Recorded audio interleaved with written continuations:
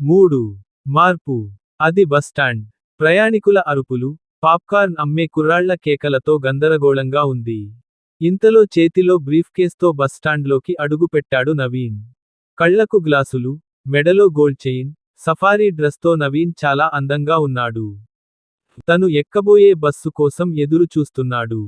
ఇంతలో బాబూ అన్న పిలుపుకు పక్కకి తిరిగి చూశాడు నవీన్. తనకెదురుగా కొంచెం దూరంలో ఒక ముసలివాడు, మాసిన గడ్డం అక్కడక్కడ చిరిగిన బట్టలతో అసహ్యంగా ఉన్నాడు. ఏమిటి అంటూ నిర్లక్ష్యంగా ముసలాయన వైపు చూశాడు నవీన్. బాబూ గూడెం బస్సు ఇక్కడే కదా ఆగేది అన్నాడు.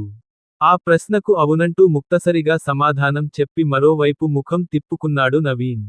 మళ్ళీ బాబూ అంటూ పిలిచాడు అదే ముసలాయన. ఏమిటన్నట్లు అసహ్యంగా ముఖం పెట్టి కళ్లతోనే ప్రశ్నించాడు నవీన్. నవీన్ చూపులకు భయపడ్డ ముసలాయన ఈ బస్సు జంక్షన్లో ఆగుతుందిగా బాబూ అన్నాడు. ఆగుతుందిలే అంటూ మరోవైపు ముఖం పెట్టాడు. నవీన్ శుభ్రతకు ఎంతో ప్రాముఖ్యత ఇస్తాడు. అలాంటి నవీన్ అపరిశుభ్రంగా ఉన్న ముసలాయనతో మాట్లాడటం అంటేనే అదోరకంగా ఫీలవుతున్నాడు.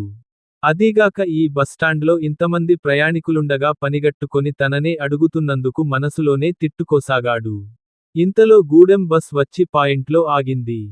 బిలబిలమంటూ వచ్చిన జనం బస్సులో ఎక్కడానికి ఒకర్నొకరు తోసుకుంటూ నానాయాతన పడుతున్నారు. కొందరైతే బస్సు కిటికీ గుండా చేతిరుమాళ్లు, బ్రీఫ్ కేసులు వేసి సీటులు రిజర్వ చేసుకుంటున్నారు. నవీన్ కూడా కిటికీ గుండా బ్రీఫ్ కేస్ను ఓ సీటులో పెట్టి అందరూ ఎక్కిన తరువాత ఎక్కవచ్చులే అని మనసులో అనుకుని క్రిందే ఉండి చుట్టూ పరిశీలించసాగాడు.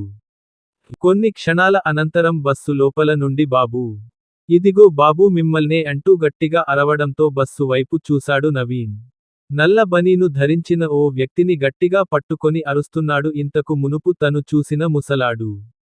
జరిగిందేమిటో అర్థంకాని నవీన్ ఒక్క ఉదుటున బస్సులోకి దూసుకుపోయాడు. బస్సులోకి వెళ్లిన నవీన్ దృష్టి నల్ల బనీను వ్యక్తి చేతిలో ఉన్న తన బ్రీఫ్ కేస్ మీద పడింది. అంటే వీడు దొంగన్న మాట అని మనసులో అనుకొని ఆ దొంగపై పిడిగుద్దుల వర్షం కురిపించాడు. నవీన్ రావడంతో పాపం ముసలాయన రొప్పుతూ దొంగని వదిలేశాడు. ఇంతలో ఒక కానిస్టేబుల్ జరుగుతున్న గొడవ చూసి బస్సులో కొచ్చాడు.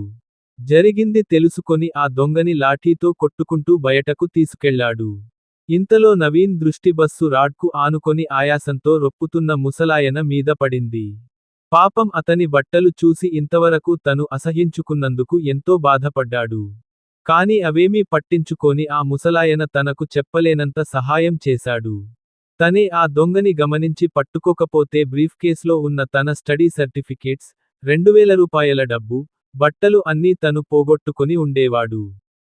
అందుకే తను చేసిన తప్పును తెలుసుకొని ఆ దేవుడి రుణం తీర్చుకోవాలి అని మనసులో అనుకొని ఆయాసంతో రొప్పుతున్న ఆ ముసలి వ్యక్తిని చేత్తో గట్టిగా పట్టుకొని, చూడు తాతా, నీకు చాలా నీరసంగా ఉంది కదూ.